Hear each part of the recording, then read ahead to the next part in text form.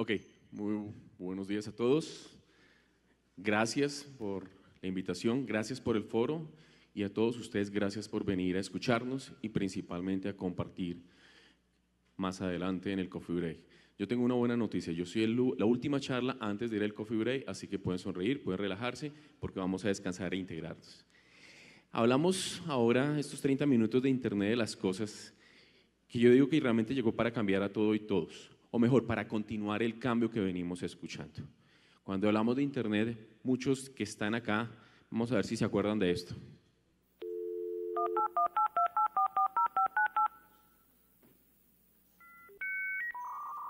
¿Cuántos sufrían porque aquí se cortaba? Ay, este era el otro momento crítico, ¿no? Pero yo lo que más sufría era porque había este sonido. Porque mi mamá o mi papá me decían, Sebastián, son las 10 de la noche, es hora de dormir. Porque si intentaba conectarme antes de las 10 de la noche, ¿qué me decían? Cuelgue que necesito llamar a su tía. Vamos a hacer una pequeña encuesta. ¿Cuántos de ustedes acá utilizaron este pequeño y hermoso sonido para conectarse en su hogar? ¿Cuántos lo utilizaron en su empresa, en su lugar de trabajo? Ve, interesante, en menos empresas. Las empresas empezaron a tener acceso a Internet después de los hogares.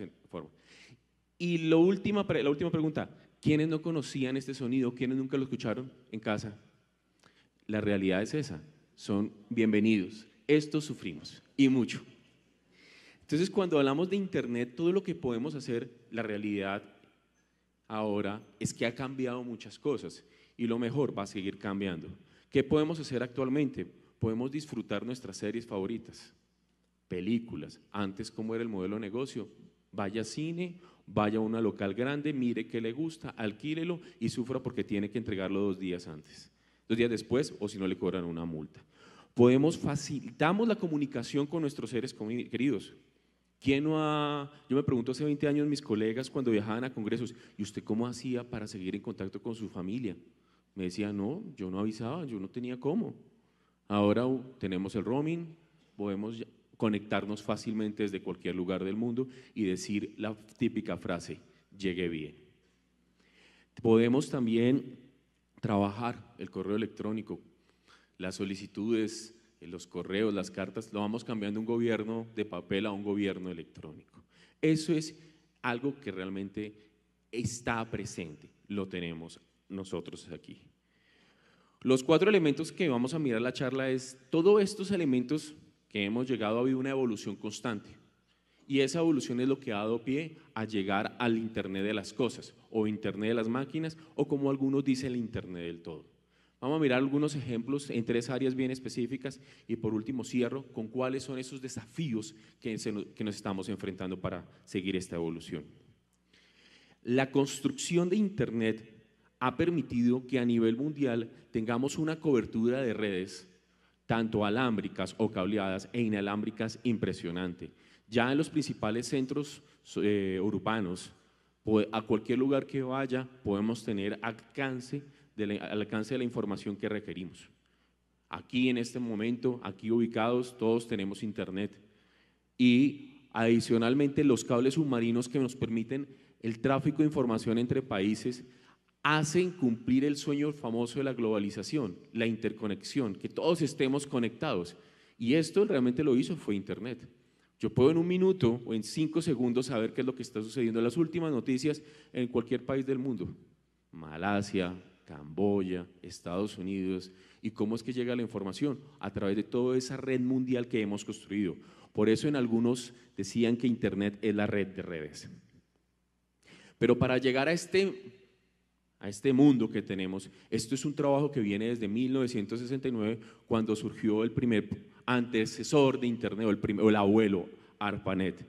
Después en los 70 se trabajó muy fuerte en 2 protocolos que siguen existiendo, el TCP/IP, que es para la comunicación, la sesión y transporte, llevar los datos, y FTP, que todos lo hemos utilizado para envío de archivos. Un elemento importante fue el desarrollo de Ethernet, el cablecito que todos tenemos en la casa, que hay donde falle, porque siempre lo necesitamos. Y miren que el mundo por más que somos inalámbricos, nunca podemos olvidar de las redes terrestres. El concepto de Internet apenas en 1978 empieza a surgir. En 1990 el concepto de World Wide Web, que es el famoso www. 1994 empezamos el primer navegador, Netscape, que si bien ya no lo tenemos, esa idea y ese core sigue hasta ahora con el navegador de Firefox. Y ahí hemos venido consolidando, mire el primer desarrollo Google, mire 1998, y después del 2000 empezamos a mirar en la creación de varias redes sociales, MySpace, Napster, Twitter, en fin, hasta estos días. Hay que ver que algo que no está en esta diapositiva que ustedes están observando es que en los últimos 15 años la aparición de las redes móviles enfocadas a datos. Redes móviles celulares vienen desde 1981, que fue la primera prueba que hizo Motorola en Chicago, pero era enfocado a voz. Ahora lo que todo se enfoca es a datos. Si miramos las redes de cuarta generación en datos, LTE, es datos. A duras penas algo de voz, estamos con VoIP, VoLTE, que es transmitir, pero generalmente cuando nosotros tenemos aquí vamos a hablar, ¿qué es lo que hacen? Conmutar a 3G y ahí va la voz, pero cuando vuelve a LTE es porque tenemos datos.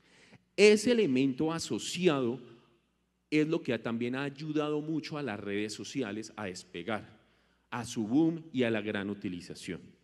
Entonces no es de la mano, entonces se acompañan. Esto me da pie a la siguiente diapositiva, en el cual hay varios análisis y estudios que indican que lo que hemos visto es una serie de generaciones web. En la primera generación, la 1.0, era una web estática. ¿Se acuerdan? Era una página que estaba el contenido y que lo editaban quién sabe cada cuánto, que se podía editar, que se podía ajustar dinámicamente a mis necesidades. Ni se pensaba en eso. Acordémonos en 1994 los que disfrutamos de ese lindo sonido, los motores de búsqueda, ¿qué hacían? Que ellos querían era generar todo un directorio como unas páginas amarillas, en el cual yo ¿qué tema busco? Deportes. ¿Y deportes qué quiero? Ciclismo, voleibol, fútbol. ¿Se acuerdan? Eso ya dejó de existir, porque empezó a surgir los conceptos de contenido dinámico, que viene asociado a la generación 2.0, donde el enfoque es a las redes sociales, donde el usuario ya no va a leer, el usuario también quiere opinar. Y es por eso que muchas páginas dicen, genere su sección de comentarios. Esto no es novedad, tiene más casi 15 años, pero después empezamos a mirar, ¿y ustedes qué opinan? Empezamos a generar esos puntos de encuentro. Migramos a la web 3.0, donde el gran factor o el gran catalizador es la innovación tecnológica. ¿Y aquí qué sucede? El Internet sale de nuestra caja mágica, de nuestra sala de estudio y empezamos a tener acceso a esa red maravillosa desde cualquier lugar del mundo. Desde cualquier lugar del mundo, sea una tablet o sea un celular. En este momento, pues la mayor cantidad de accesos a redes sociales es por dispositivos móviles y seguimos teniendo esa interacción. ¿Qué sucede? Que en la medida que vamos avanzando a ese tipo de nuevas generaciones web, está también englobando y incorporando las generaciones anteriores, no es que estén desapareciendo. Entonces, por eso tenemos que la explosión de la web 3.0 asociado a las redes sociales hace que toda la parte de comunicaciones, foros de opinión cobre una gran relevancia. Sin embargo, pues yo sí estoy de acuerdo, como hemos visto, las redes sociales están bajo un escrutinio muy riguroso, muy fuerte sobre el impacto tanto en difundir verdades como en difundir mentiras. Ya existen grandes anunciantes en el mundo que dicen, oiga, pero si Facebook se está llenando de mentiras, ¿y yo cómo estoy publicando ahí mi publicidad? En una página donde hay 4 o 5 mentiras publicadas y con 400 likes y yo estoy colocando ahí mi publicidad, las personas pueden decir que mi producto también es una mentira. Entonces, son unos elementos críticos que empezamos a mirar.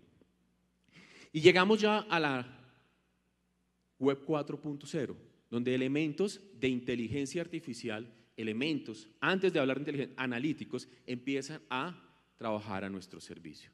Y hay algo importante y en el cual es cómo nosotros podemos tener un contenido personalizado según nuestros gustos y nuestros indicadores. Es fácil, según lo que usted le da los likes. Pero cuando empezamos a salir del espacio y a buscar otro tipo de relaciones para buscar datos, para mejorar los servicios, empieza uno a mirar, y yo cómo construyo eso. Aquí quiero presentar una ITIL en la gestión del servicio, en la transición del servicio, tiene un diagrama que me parece espectacular y que si bien esto ya tenemos más de 20 años, cobra una relevancia y es cómo mis datos, los cuales son capturados sea por mi like, sea por mis sensores, sea por lo que escuché, sea por la interacción en las redes, cuando yo hablo con mis 4 grandes amigos, que son nada más que quién, qué, cuándo y dónde, estructuro esos datos y se me convierten en información. Cuando voy a la raíz de la información o quiero comprender mejor mi información, llego al conocimiento. Y estructurando y razonando mi conocimiento, llego a la sabiduría de mi negocio. En el conocimiento actúo para apagar incendios. Ay, que a los usuarios ya no les gustó esto, venga, corríjalo. Pero cuando ya estoy en la sabiduría que busco, ya puedo actuar un paso adelante hacia mis usuarios. ¿Esto cómo viene a enfocarse? Internet de las cosas, lo que me empieza es a buscar fuentes de información más confiables. Porque miremos que esas 4 generaciones de la web está basado en el usuario. Y el usuario, en el final de cuentas, tiene un componente subjetivo muy grande. Por ejemplo, ¿quién tiene aquí calor? Gracias. ¿Quién tiene aquí frío? Entonces, si yo voy a regular el aire acondicionado de esta zona, ¿sobre quién lo hago? ¿Sobre las 2 personas que mostraron allá está frío o sobre la persona que aquí está con calor? ¿A quién le creo? Si voy con él, entonces aquí estas 2 personas van a salir congeladas. Y si hago lo contrario, esa persona, ¿cómo va a salir? Miren un ejemplo sencillo de comportamientos subjetivos. Pero, como yo ya aprendí que cuando ambientes grandes hay que tener una correlación entre la temperatura ambiente y la humedad, y empiezo a generar un sistema automático que monitorea cuál es la temperatura y cuál es la humedad, ¿sigo siendo un análisis subjetivo? ¿O empiezo a tomar decisión basado en qué? En datos concretos y confiables. Entonces, ese es un ejemplo de cómo esos datos van a fortalecer y crear para llegar a mi sabiduría. Yo resalto en dónde nos ubicamos en Internet de las cosas, porque el llegar al conocimiento y la sabiduría, estrategias de analítica e inteligencia artificial, como vamos a ver más tarde, son las que nos van a dar soporte. Yo digo que todo cambia, y aquí vamos a dar un ejemplo de cambio. ¿Cómo estudiábamos antes? Libros. En la universidad hay alguna propaganda, uno de los elementos más hermosos que yo he visto como profesor es que el último mes del semestre dejamos una biblioteca 24 horas abierta por todo ese mes, 7 por 24, los estudiantes van. La verdad, la capacidad la demanda es mayor que la oferta que tenemos, lo cual me parece genial. Y cuando voy a mirar, ocasionalmente he ido a ver cómo trabajan y es para mí una sorpresa en el cual los libros sí los usan, pero ¿qué usan más? Usan recursos. Se quejan más porque hay falta de cubrimiento de Internet que porque hay falta de libros. Y no es que esté faltando Internet, cubrimiento de Internet, es porque piden ya tantos recursos que se queda corto para atender esa demanda. Hasta esos elementos tan sencillos hacen que cambien. Pues nosotros tenemos que seguir trabajando. En este cambio, pues devolvámonos un poco, y ahí gracias a Hanna-Barbera, tuvimos en los años 60 crearon los supersónicos. ¿Alguno los vio? ¿Y quién no se antojó? Pues ya empezamos. ¿Pero por qué ya empezamos? Porque ese es el principio de Internet de las cosas. Ahí estamos llegando. Poder tener todo interconectado, poder tener de una forma acceso a información objetiva y confiable. El término de Internet de las cosas fue divulgado, fue publicado por primera vez por un profesor del MIT, Kevin Ashton, en 1999, en el cual dice: vamos a tener la capacidad de conectar todo y a todos, de tal manera que la información deje de ser elementos subjetivos y pueda tener información al alcance de la mano en tiempo real para la toma de decisiones. Si nosotros vamos a mirar muchos avances tecnológicos, lo que nos ayuda no es que estén inventando nada. Si ustedes miran un teléfono celular moderno, hace 20 años teníamos todas esas funcionalidades que tenemos. Pero lo que hacemos es que ahora lo podemos hacer mucho más confiable, mucho más rápido y adicionalmente lo podemos llevar en el bolsillo. ¿O cómo era hace 20 años tener una cámara de video? ¿Y se la prestan a los niños? Ni a palo, porque eso era el bien más preciado de la casa. ¿Y dónde están esas cintas de video 8? Pero ahora todo lo que filmamos, ¿dónde lo mandamos? A la nube. Entonces, aquí hay un elemento importante que quiero resaltar y es como vamos a conectar todo, ya empezamos a ver un impacto sobre las redes las redes de datos actuales, sean móviles o sean fijas. ¿Por qué? Porque empezamos a tener un comportamiento, un tráfico de machine to machine, máquinas a máquinas, machine to people, y ese tráfico es continuo. Entonces, cuando nos ponen en la casa que tenemos, que una maravilla 20 megabits por segundo, eso es una bobada, eso es muy poquito. O sea, bueno, se fue la viceministra para decir, banda ancha si no es menos de 40 megabits por segundo, no es banda ancha. No nos vengan a cuenta de que 2019, 25, bueno, eso es otro tema. Pero, ¿qué va a pasar? Ahora nos ofrecen en la casa 20, pero ¿con qué nivel de reuso? Y cuando todos empecemos a capturar datos de forma continua, empiezan a colapsar las infraestructuras. Para poder llegar a este nivel, yo identifico 3 grandes facilitadores en el Internet de las cosas. Y el primero es la ley de Moore. Esta mañana la viceministra presentaba que la ley de Moore tiene 2 componentes. El primero, la capacidad de procesamiento que podemos tener. Sí, es verdad, podemos llegar a tener una capacidad mouse brain processing. Pero para mí algo más sencillo y que lo entiendan para más claro es, ¿qué decía Gordon Moore? Cada 18 meses duplicamos la capacidad de transistores en la misma área de silicio. Tener más transistores significa poder hacer más funciones, poder procesar más tareas que antes no podían y que las hagan más rápido y aún más importante en dispositivos móviles con un menor consumo de energía. Voy a dar un ejemplo importante que nos refleja cómo ha cambiado esto. ¿Alguno ha escuchado música en un archivo comprimido de MP3? Bueno, eso fue un desarrollo aproximadamente en la década de los 70 en Fraunhofer Institute, el Instituto Fraunhofer en Alemania. Pero a nivel de computador, nosotros realmente empezamos a aprovecharlo como en el 98 cuando surgió Winamp. ¿Conocieron Winamp algunos? Bueno, los que no pueden buscarlo. ¿Qué sucedía?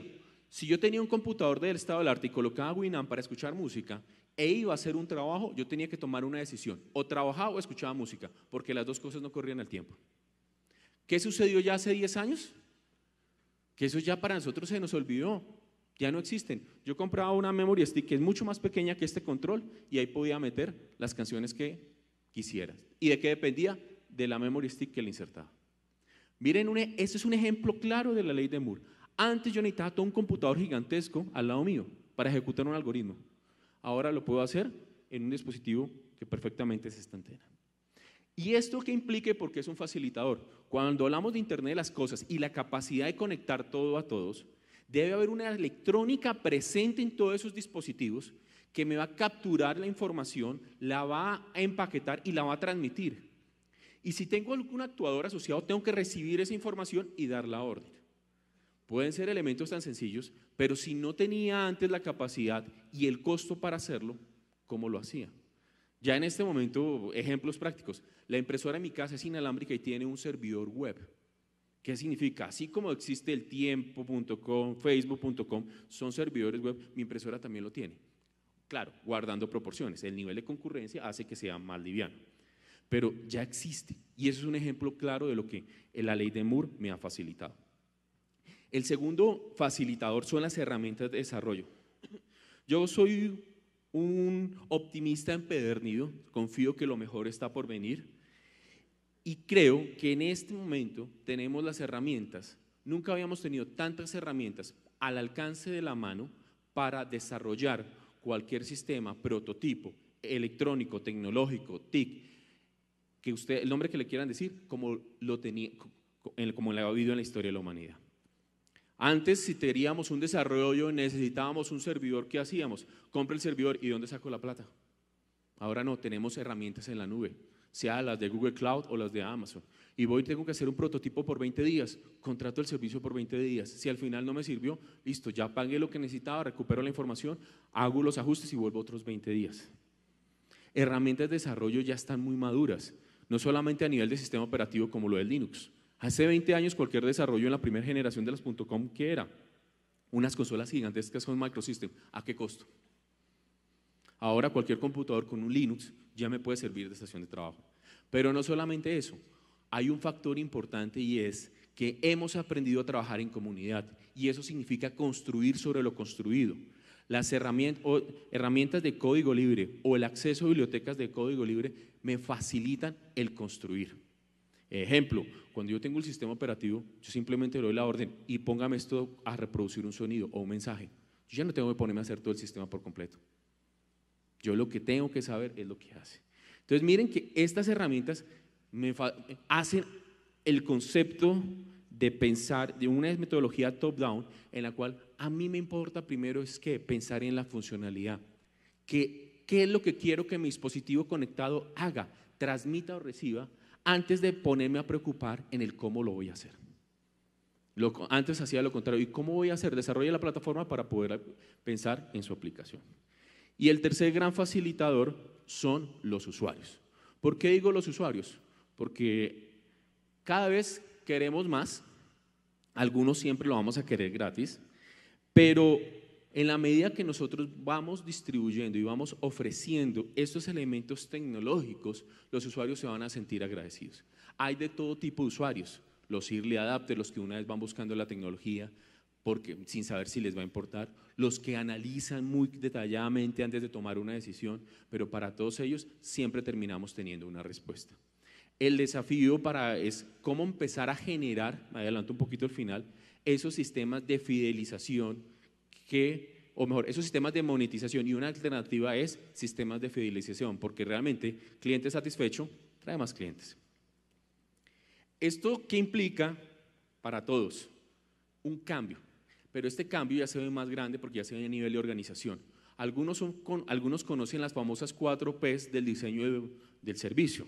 Y yo hablo en servicio porque es que muchas veces nosotros más que ofrecer una tecnología o más que ofrecer un producto, pensemos es ofrecer un servicio cuando hablamos de Internet de las cosas. Hablar de Internet puro sí vende equipos, pero en hablar de Internet de las cosas es porque le estoy colocando a mi lavadora, a mi secadora, unos dispositivos adicionales, porque nada más me va a mostrar un botoncito. No, hay un valor agregado, un servicio que lo tengo que hacer. Estas 4 P me dicen que para diseñar mi servicio debo tener presente primero mis proveedores, pero realmente en inglés dice partner y me gusta más el concepto de partner porque demuestra que es un aliado, alguien con el cual vamos a construir. Proveedor es alguien, a que usted me pidió esto, chao. Entonces tenemos que actualizar los proveedores o partners, nuestros productos, como al incorporar esos desarrollos de conectividad adicional, ¿qué es el beneficio que va a traer? Esa información, ¿cómo me va a ser útil? Las personas asociadas, mi grupo de desarrollo, mi grupo de vendedores, mi grupo de clientes, tengo que actualizarlos. ¿Por qué? Porque se está acabando el tiempo para mí y porque si no tienen claro qué es lo que estamos haciendo, cuál es la ventaja, pues lo que desarrollo se está perdiendo. Y por último, los procesos. Todo lo que hacemos actualmente, un ejemplo, antes, ¿qué hacía Netflix? Netflix vendía, pero alquilaba CDs y cambió todo su proceso ¿para qué? Servicios por streaming. Es un ejemplo de actualización. ¿Qué dice Gartner? Uy, esto quedó feísimo. Gartner dice, yo no lo esperaba que quedara así, pero bueno, para el 2020 esperan aproximadamente 20.000 millones de dispositivos conectados, adicionales a los tradicionales que manejamos nosotros. Y se espera que se tengan ventas o se genere un mercado de más de aproximadamente 3 trillones de dólares americanos, es decir, 3 millones de dólares americanos. Vamos a avanzar un poquito en los ejemplos porque ya me dicen que hay 5 minutos que ya son una realidad. El primero es el sector de la salud. El sector de la salud, hay algunas empresas que dicen, mira, identificamos 4 tipos de productos que se pueden utilizar. El primero son las manillas de seguimiento de actividad. Las manillas que le dicen cuántos pasos usted recorrió, cuántas calorías aproximadamente quemó. Ese es el primer grupo y eso ya hay una gran variedad en el mercado.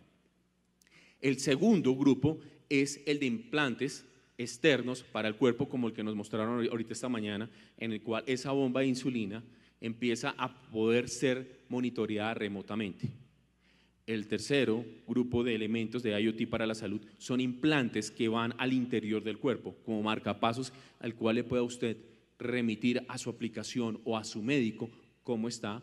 Y el cuarto ya son esos equipos estacionarios que yo no puedo conectar, yo no puedo mover. Ejemplo, poder escuchar el latido y los signos vitales de un bebé cuando está en gestación. Todos los pediatras necesitan saber eso y ya empiezan a trabajar. Este mercado que se espera para el 2020 aproximadamente de 120 billones o 120 mil millones de dólares solo en Estados Unidos. El segundo grande grupo es el sector de comercio, en el cual se está trabajando de todo, desde los botoncitos para que usted no tenga que ir a comprar, los famosos botones compre en su casa. O sea, disfruté el viernes con un amigo, un buen whisky, se me acabó el whisky, presiono el botoncito y el lunes a primera hora me llega mi whisky en casa. Bueno, o pues también, ¿no? El pañal de la niña que se acabó, esas cosas, la leche, eso es importante estarlo pidiendo y no estar repitiendo. Yo pensé en otras cosas, ya mañana ya se llega el viernes. Bueno, pero miren un levantamiento de una empresa muy bonita que identificó en octubre del 2016 cuántas startups hay en el mercado trabajando soluciones. Identificó solamente para el sector de comercio más de 40 startups trabajando. El siguiente, una empresa, me gusta mucho el trabajo que hace Livelium. Él ve un mundo inteligente, un mundo conectado y empieza a identificar una serie de sensores para las ciudades. Y aquí en el portafolio de Livelium hay algo que les está faltando y que yo no lo vi y que yo lo veo afuera. Porque hay que pensar en las necesidades locales actuando y conociendo globalmente. Detección temprana de descargas atmosféricas. En Bogotá cuando vienen esos aguaceros, vienen con su descarga, ¿sí o no? A ellos les falta.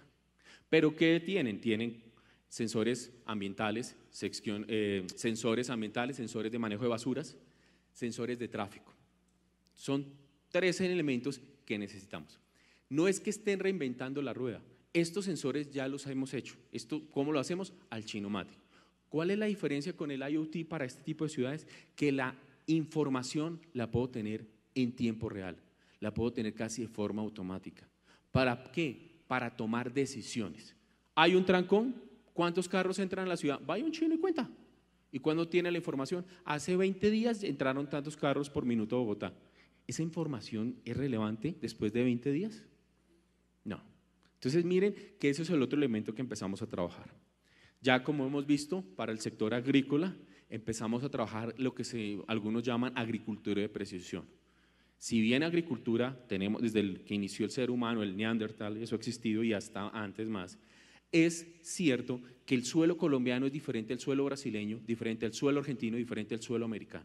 Tenemos que pensar en esas ecuaciones, por decirlo así, que se ajusten al territorio colombiano y que podamos fortalecer y mejorar. Aquí un ejemplo que desarrolla en la universidad, un sistema apiario inteligente en el cual una colmena, nosotros la dotamos de una serie de elementos que podíamos calcular cuántos entran, cuántos salen y toda esa información la enviamos a una aplicación remota para tener información. Y ya para cerrar, porque ya me están haciendo ojitos, ¿cuáles son los desafíos? Veo 4 desafíos grandes. El primero es infraestructura. Si bien tenemos más canales submarinos, una red nacional de fibra óptica que llega a la mayoría, casi todas las cabeceras municipales, pero tenemos que pensar en la última milla, cómo llega a los hogares, cómo llega a las industrias, fortalecerlo. Tenemos que pensar en mejorar y pensar los planes a futuro, no solamente 700 MHz para 4ª generación LTE Advanced Carrier Aggregation, pero también cuáles son las bandas con las cuales vamos a trabajar en 5ª generación. Hay algo importante y es la seguridad. Si bien no lo manifesté, la seguridad informática es esencial porque en esa cadena de valor, si los datos no son confiables, la sabiduría que yo voy a trabajar de mi negocio empieza a dudar. La generación de valor de este trabajo hace que cambie. Empezar a ver sistemas enfocados a prestación de servicios más que compra de equipos o venta de equipos es una alternativa interesante que se está generando. Y por último, prepararnos porque todo cambia. Dicen algunos que lo único constante en la vida es el cambio. Lo dicen muchos, no sé quién es, por eso lo dejo, que eso es anónimo. Pero bueno, y allá vamos. Bienvenidos. Muchas gracias.